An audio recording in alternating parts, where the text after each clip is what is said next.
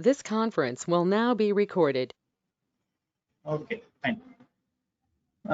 We were discussing something about control statements.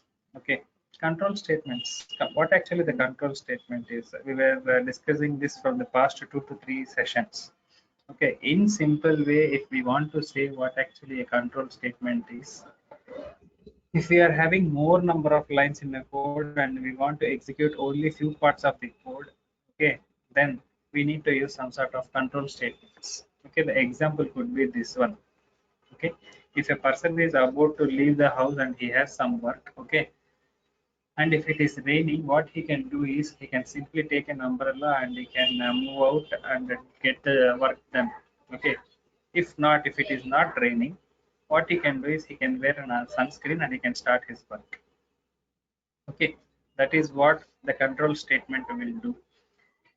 In control statement, there are different types of control statements. They are like if statement, if else statement, okay, else if statement, okay, and for statement. We have seen these kinds of control statements earlier.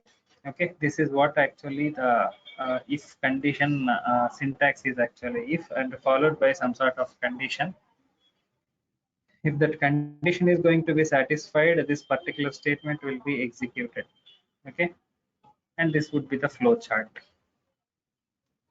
We have seen these examples earlier in earlier sessions. If we want to compare two variables that were declared and initialized, and if we want to print the highest number or the lowest number among the two variables, then we can use if conditions. Okay, and one thing you need to observe here, we have used if of a greater than b and if of a less than b. Okay, we know we by seeing these two values, we can say that the a value is smaller than b value, so we can say that this statement will be becoming true and this statement will be executed. Okay, so if less number of variables are declared and variables have been values have been assigned to that, then it becomes easy for us to declare by using more number of by using if statements. When it comes with more number of variables, it becomes difficult for a programmer to use a more number of if statements. It is not like if more number of statements are used, it becomes meaningless. It is not like that actually. We can use n number of if statements in a program and we can solve the conditions and we can print the statements whatever we want. Okay, so and if else statement. If else statement is like if we are going to have either a true or false, then we can use if else statement. If the condition is going to pass, one statement is going to be executed. If the condition is going to fail, another statement is going to be executed. Okay, now that's it. Now we can have some sort of small example here which we have already discussed.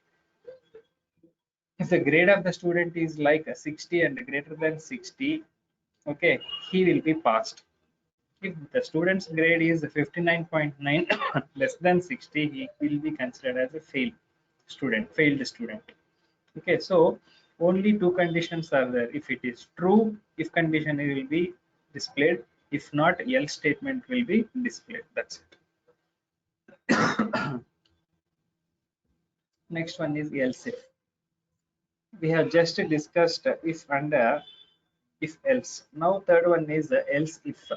Else if is an extension of the both if and if else. When else if will be used is like if we have more number of conditions. The example can be taken like if we are going to have 3 variables. In these situations, we need to use a more number of if conditions. We can't use if else statement here. Okay, in these situations, we can use else if statement. Okay, the syntax of else if statement will be like this. First, the if condition will be here. If that if condition is going to fail, next it will move to the next else if.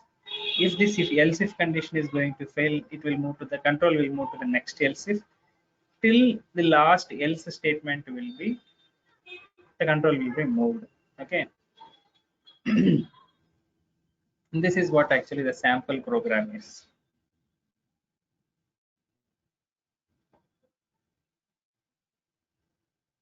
Okay, this is what actually the sample program here is. We are going to take three variables such that if we want to check these three variables, if else condition will, if else control statement is not suggestible, and more number of if statements can be used, but it doesn't look good if the developer wants to go through again. Okay, so if else if statements are used, then it will be more clearer actually. Okay, next one is a switch case statement. We have seen this switch case statement. Okay, the example could be like we have seen this syntax also in our previous class. Okay, we have seen if we are going to give the day number, and this particular program will print the day of that particular day. Okay, for example, if Monday is considered as first day, Tuesday as second, Wednesday as third day, Thursday as fourth day, Friday as fifth, Saturday as sixth, and Sunday as seventh. If you are going to give 3 or 4 or 5 or 6, whatever the number, if you are going to give in the day here, this will print which day it is. Okay, by with respect to the number here, we have seen already this example, we have executed it. Okay, this another example of arithmetic operations. If you are having two variables, and if you want to perform all type of operations which is needed for you in the runtime. For example, if you are having two variables, and if you want to see addition at one time, and if you want to see subtraction of those two variables at some time, and if you want to use the multiplication of those two numbers at some time, then this sort of switch statements will be more helpful actually. Okay, next, this program is to display the month. If you are going to enter the number, that particular month will be displayed. Okay, January as one, February is second month, March is third month, fourth April month, fifth May, sixth June, seventh July, 8th August, 9th September, 10th October, 11th November, 12th is December. Okay, and if you observe clearly in the switch statement, finally a default case is been declared. Why we need to use these kinds of default statements is like, it doesn't mean that the user will give the input exactly all the time. Okay, the user may give some sort of wrong input also. So when the user is going to give some sort of wrong inputs, the program should educate the user that user has entered the wrong input value, or that the user has passed the wrong input value. So we need to use some sort of default statements like invalid month. If you are going to enter 13, or if you are going to enter 14, in a year we are having 12 months, right? If the number between 1 to 12 is entered, it will show the result. If you enter 13, it doesn't show the that number's month actually. So it will throw you an error, and it will show you, sorry, it won't throw you an error, it will display this statement that saying that you have entered an invalid month's number. Okay. Next is like a repetition structure. Repetition structure is simply nothing but, again, it is an extension of a control statement. What is this repetition structure? Now, so far what we have discussed is the if statement, if else, else if, switch statement. These four conditional statements we have seen. Beyond this, something called as a repetition structure is there. Why we need to have a repetition structure is, the control statements, whatever we have discussed so far, like if else, else if, and the switch, they will be executed only once if the condition is going to be satisfied. Okay, I am repeating again. The control statements, whatever we have discussed it so far, like if else, else if, switch statements, will be executed only once if the condition is going to be satisfied. If the condition is not satisfied, simply it skips the condition, and it will print the other statements that what it should execute and what it should print. Okay, suppose if we are having a condition like if that particular condition is satisfied, that particular statement should be printed this many number of times. Okay, means for example, if a person is going to contest in a example, this is what we are going to discuss now to make you clear about this repetition structure. Okay, we will discuss some examples so that you can understand. Okay, if a person is going to contest in some competition, okay, let it be some sort of hackathon program or some sort of marathon program or whatever it could be. Let it be a what contest, whatever it could be. Okay, running program or games or whatever it could be. Okay, if that particular contestant has cleared that test or cleared that exam or clear that exam, I mean marathon or game, if he is going to succeed, we will say that he will get 5 chocolates. If that particular person has failed, he will get no chocolates. Okay, now a person name will be entered and it will be checked that the particular person has won or not, whether uh, he has won the game or not. We are going to check it. Okay, what happens if that particular person has won is like that particular condition is satisfied and we must provide him with 5 chocolates. Okay, so if one chocolate is being placed and that particular chocolate should be displayed on the screen 5 times, then we need to have some sort of different control statements to display the content of the screen.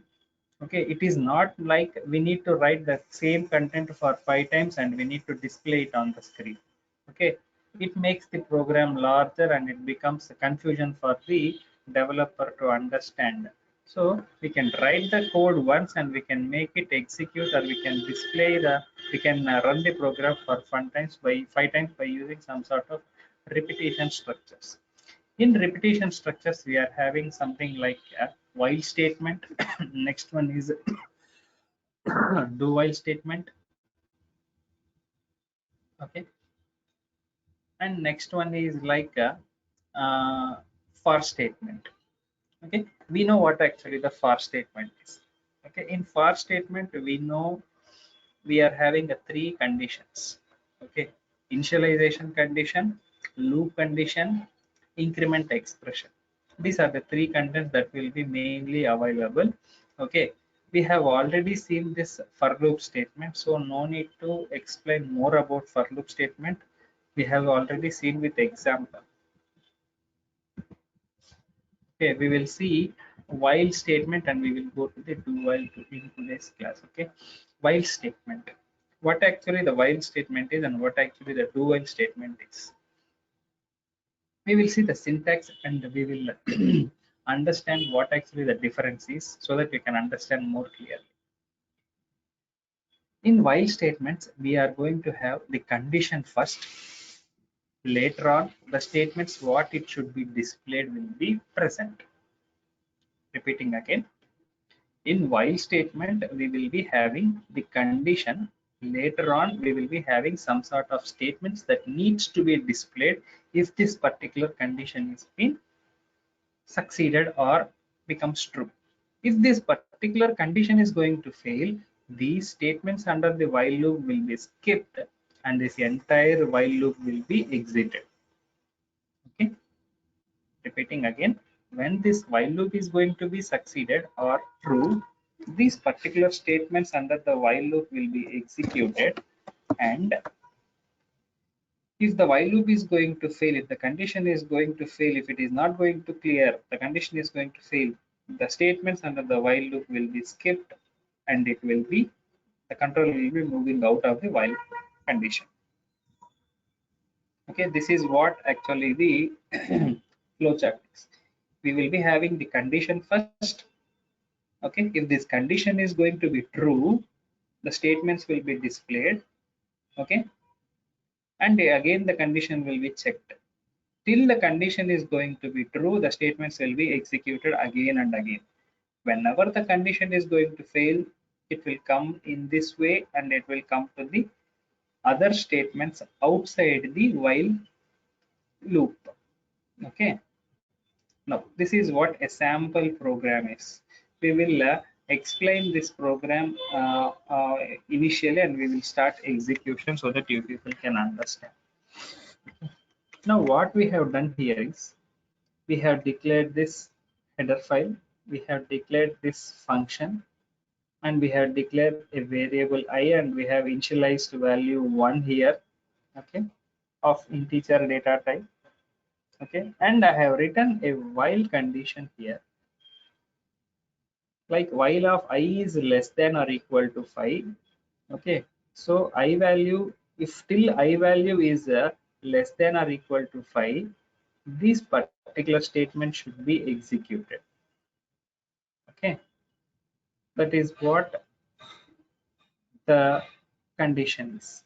So when this condition is satisfied, the statements under the while loop is executed and displayed. If this loop is going to fail, it will exit from the while condition and it will simply return the value, or it will simply terminate the program. Okay, now we will see the program so that we can understand more clearly.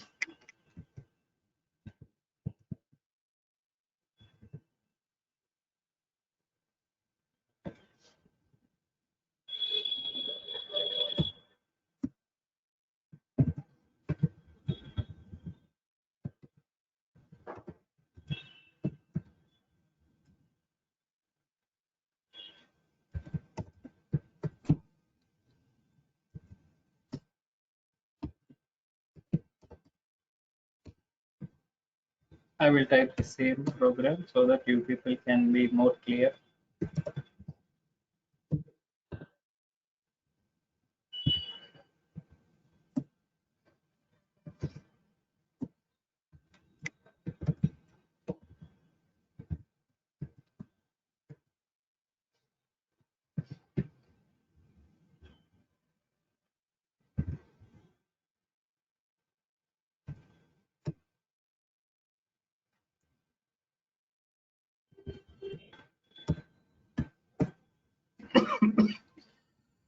Sorry.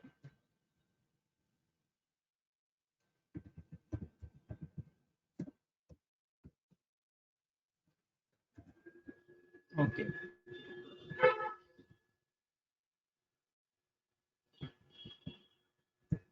I have typed the program. Let's see here. Okay, I have declared the main function as int here.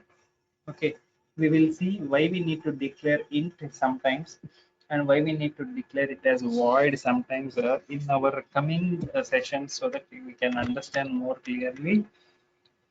Okay, the void and int will specify the type of value what the program is going to return. Okay, now we are trying to return the integer value here, so I am writing int main here. If I write void, it can return no value. Actually, it doesn't help to return any value. Okay, well, when I declare int here, I can write return 0 such that I can return an integer type of value. Okay, now if I write here void, it will show us some sort of error here. Okay, we will see that one also.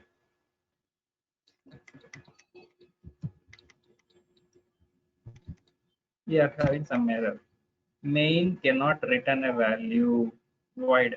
Now we are asking to return some sort of integer value in in reply when this while statement is failed. Okay, so if I write some sort of data type which it should return, then it will be clear for the compiler that we are supposed to reply a integer type of value in return when the condition of the while loop is failed during the program execution. Okay, Now, what happens here in this particular program is initially I am declaring one in I variable. Okay. Here in I variable, we are declaring value 1. So the I value will be 1 here. And what I am doing here is I want to print this print statement till I value is 5. I value should be less than or equal to 5. That this print statement should be displayed, means it will keep on displaying the I value by incrementing the I value again and again till when this while statement will be executed is like till the I value reaches 5.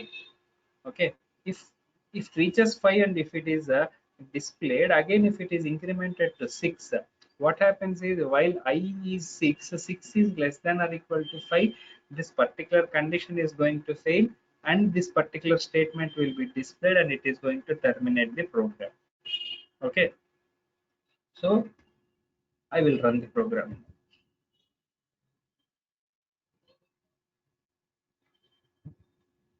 This is what the result is: 1 2 3 4 5. Okay, I will show you some sort of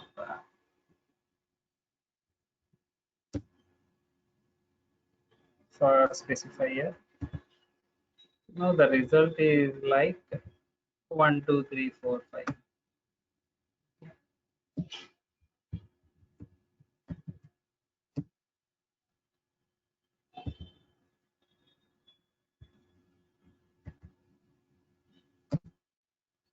Yes, CLR CR should have a prototype. It is asking me to declare some sort of header file here.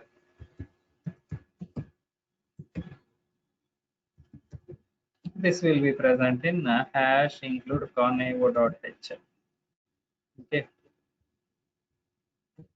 no errors, executed, and the result is like 1 2 3 4 5. This is what actually the while statement is. Okay, in depth we will explain this program again now. Okay, now what happens here in the while program? We have declared a variable, we have initialized a value in this particular variable of data type integer, fine, and we are printing this statement when this particular while statement is true. If that particular while statement is failed, then this particular statement is not going to be displayed and the while loop will be exited. Okay, so what we are doing here is first the condition is checked, later on the statements are executed. Okay, understand clearly, when the statement is true, these statements are displayed. So initially the while condition is going to be checked, the conditions will be checked initially, later on the statements will be executed. This is what the while condition is. Okay, while is a loop, we will discuss something about while statement now. While is a looping construct control statement that execute a block of code while a condition is true. That is what I just said now. Okay, when what is a while condition is like, it is going to display or it is going to execute some sort of statements, some statements that are present inside the while when that particular while condition is going to be true. Okay, if that particular while condition is going to fail, then the statements present under that particular while condition will be skipped and the loop will be moving outside. The loop will never be executed if the testing condition evaluates to false. That is what I just said. A while statement pre-test checks at the beginning of a loop to see whether the next loop iteration should occur. Okay. The pre-test is simply like it will check, is the statement correct, is the condition true, such that it can start its execution.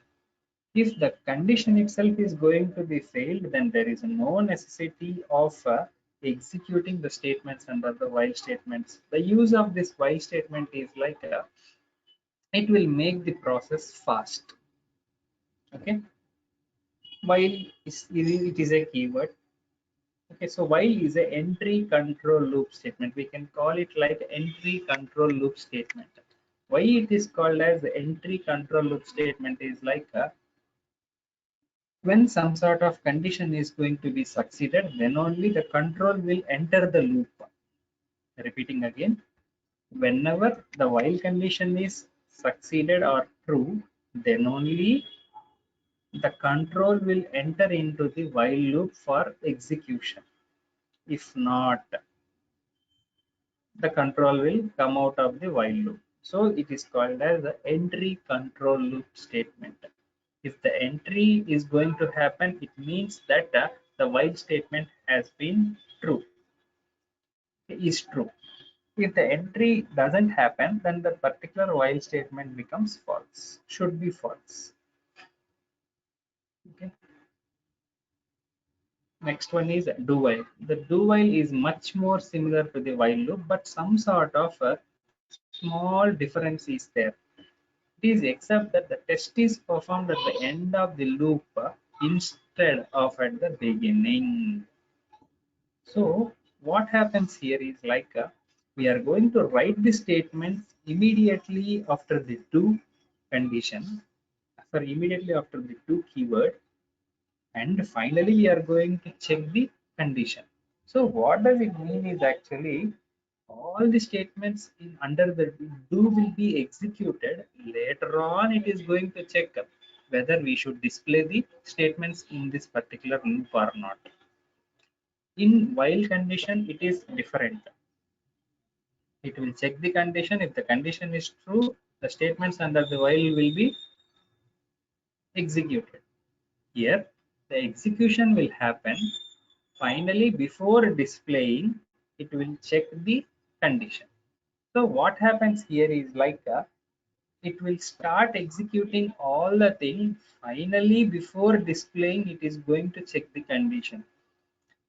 While displaying, it is going to check the condition, and if the condition is going to be true, it is going to display. If it is not going to be true, the execution time taken to execute the statements in under the do keyword is going to be wasted. The time taken by the compiler to execute the statements is going to be wasted. So the do while statement is not that much preferred when compared with the while statement. Okay, so we will see this example so that we can understand the flowchart. Initially, we are going to have the statements here. When the statements are present, the statements will be executed, and later on the condition will be checked. If the condition is going to be true, the control will go to the statements to be printed. After the statements have been executed and if the condition is going to fail, simply it skips these statements and it will move to the new statements. Okay, if the condition is going to be true, the executed statements will be displayed.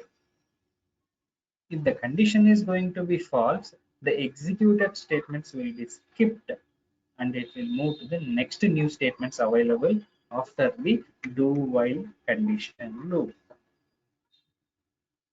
Now see this. What we are doing here is we are going to add the numbers whatever we are going to enter. Okay, 1.5, 2.4, minus 3.4, 4.2. We are going to add all the numbers. Okay, till when means if you enter 0, the program will understand that you are no more interested to enter the values and you want to see the addition of all the numbers. It means like that. Okay, the program is like a program to add numbers until the user enters zeros. So you will be entering the numbers of floating type value 1.5, 2.4, minus 3.4, 4.2, 1.2 or any number. It is up to you again to enter 100 numbers also, like 1.1, 1.2, 1.3 till 10.9 or 10.10, like that. Okay, whenever you enter that you don't want to enter more numbers to add, finally you should enter 0. If you enter 0, the program will understand the condition that when the number you entered is 0, okay, you can exit the loop. While the number is not equal to 0, you need to do these actions. Enter a number, you need to accept it, and you need to add it. Okay, this is what the program is actually. So the do while statement is simply nothing but it will execute the statements till the condition of the while is been succeeded or it becomes true. If the while statement is going to be a false one or if it is going to fail, the statements will be skipped and it will move to the other statements outside the do while loop. Okay, so we will see the program now so that you can understand much more clearly.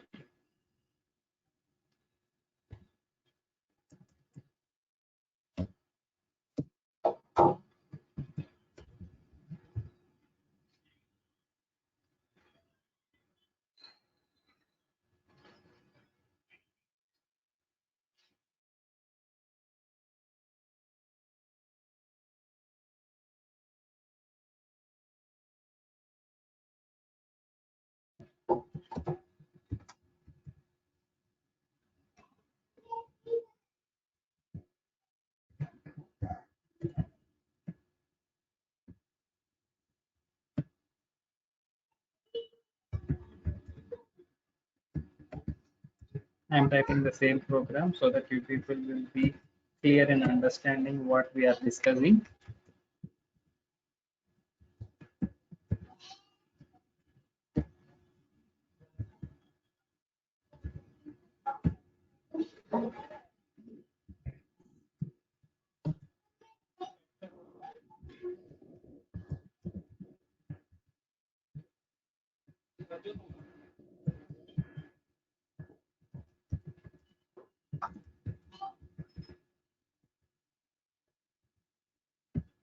Enter a number.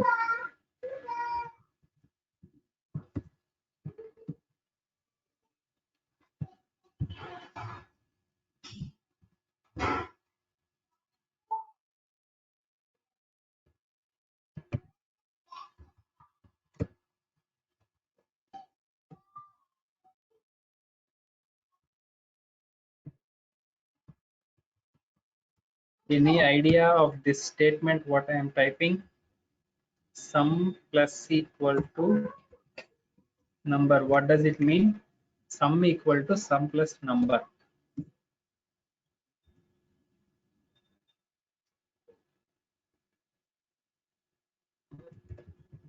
While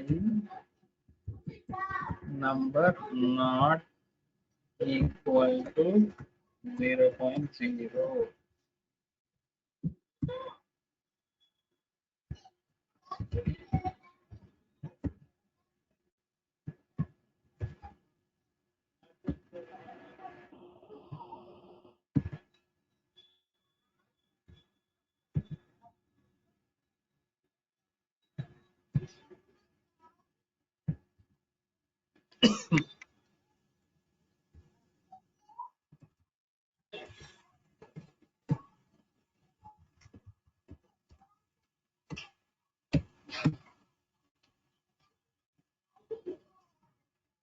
Okay, what we have done here is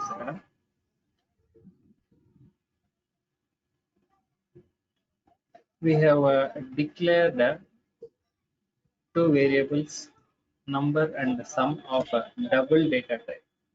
Okay, double data type is simply nothing but which can accept a floating point number. So float is also there, but whenever we want to enter big range values, we can give double type of data type.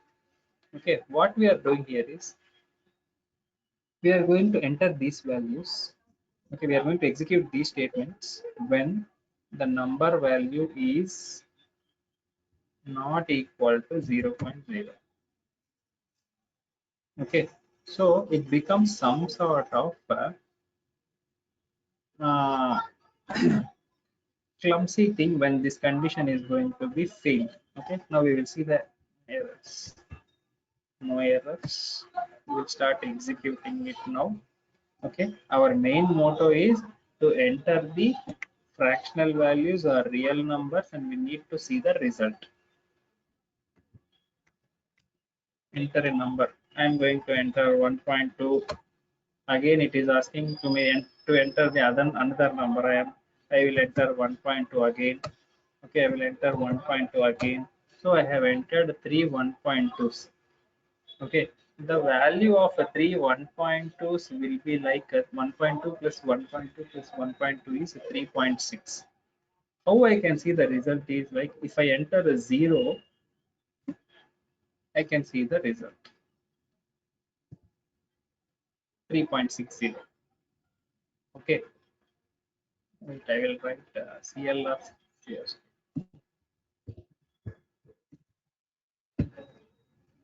When we use a CLR SCR statement, we need to defaultly use a conio.h. Okay, 2.1, 2.1, 2.1. The result should be 6.3 minus, sorry, minus negative value I am entering minus 2.1. Okay, minus 2.1. So finally I'm entering 0. Whenever I enter 0, the program will understand that I don't have any other values to enter and add it. So what I have done here is I have entered three 2.1s and minus 2.1 two times. So minus 2.1 minus 2.1 is minus 4.2. I have entered 2.1 positive values three times. So 6.3 minus 4.2 will be 2.1. 2.10. The result will be like 2.10. So we are getting result like 2.10. Why? Because I am displaying it 0.2 LF. If I don't give it here like this, okay, what happens is like it will display like this 2.1, 2.1, 2.1, minus 2.1, minus 2.1.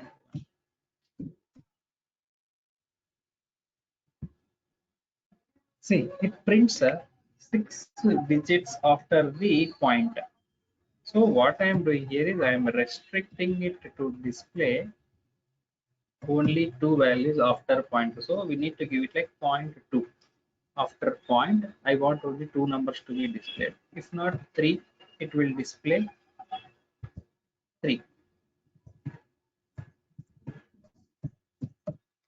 So the result will be like 4.200. So after point we are getting three values. Okay, that is what the program is. This is what a do while condition is. Okay, here what is happening is these particular statements will be executed when the number is not equal to 0. When these conditions will be, when these statements will be executed is like whenever I enter a number other than 0, I have entered the number 0 in the last to exit this particular loop. Okay, till that it will take input values.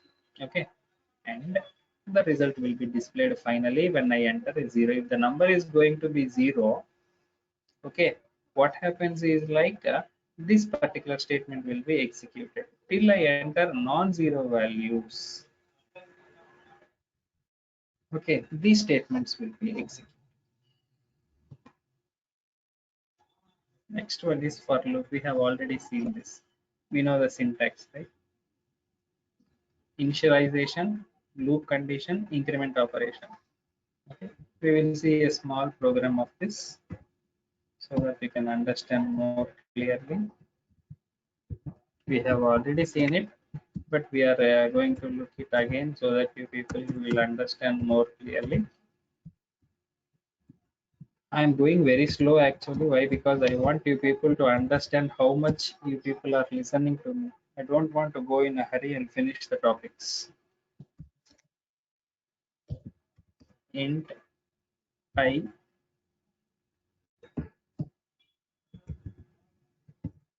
for of I equal to 0, I less than or equal to 5,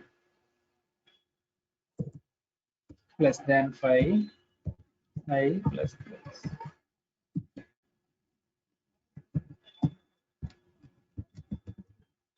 Print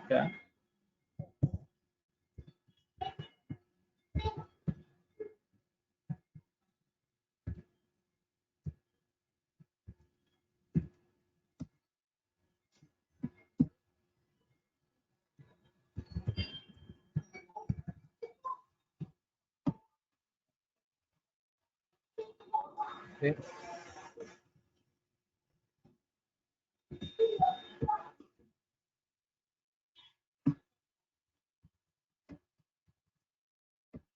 I'm using CLR SCR and I'm using getCH function.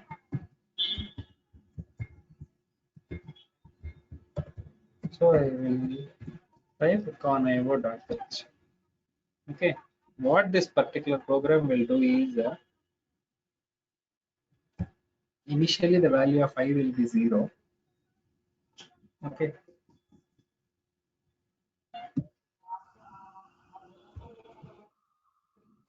No need, right? It's a for loop. Okay.